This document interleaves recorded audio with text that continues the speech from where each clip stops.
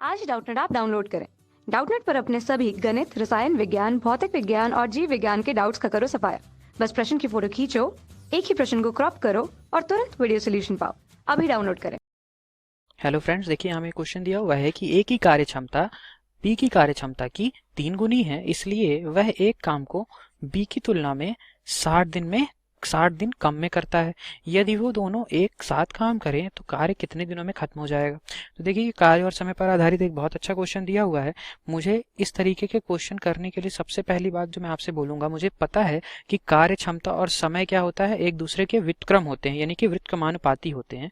अब मुझे ए और बी दो व्यक्ति दिए हुए हैं और इनकी कार्यक्षमता की बात की गई है। तो इनकी कार्यक्षमता क्या दिया हुआ है मुझे कि ए की कार्यक्षमता बी की 3 गुनी है, यानी कि ए अगर 1 यूनिट कार्य करता है तो बी अगर 1 यूनिट कार्य करता है तो ए 3 यूनिट कार्य करेगा। ये क्या दिया हुआ है मुझे, कार्यक्षमता के बारे में संबंध दे रखा है ए और बी के बीच में। तो अब मैं ये कहूँ कि आप मुझे समय बता दीजिए कि किस अनुपात में लगेगा, तो आप कहेंगे सर समय तो इसका व्युत्क्रम है, यानी कि 1:3 आ जाएगा। ठीक है, यानी कि 1 यूनिट समय ए को लगेगा तो 3 यूनिट समय बी को लगेगा। तो देखिए यहाँ से मुझे अनुपात तो कार्य क्षमता और समय में पता चल गया।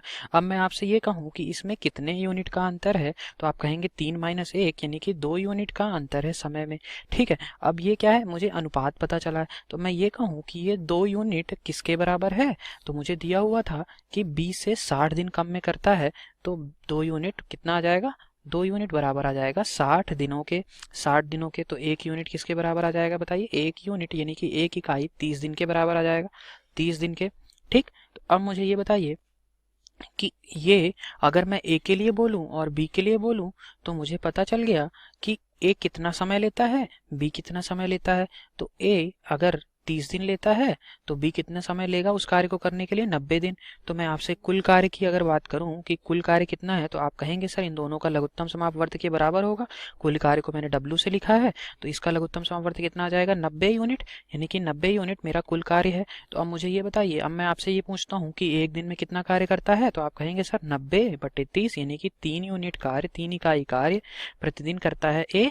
और अगर मैं बी के लिए बोलता हूँ तो आप कहेंगे सर 90/90, यानी कि 1 यूनिट कार्य, 1 इकाई कार्य बी प्रतिदिन करता है। तो मुझे क्वेश्चन में क्या पूछ रखा है कि कितने दिनों में काम खत्म होगा अगर वो दोनों एक साथ काम करते हैं।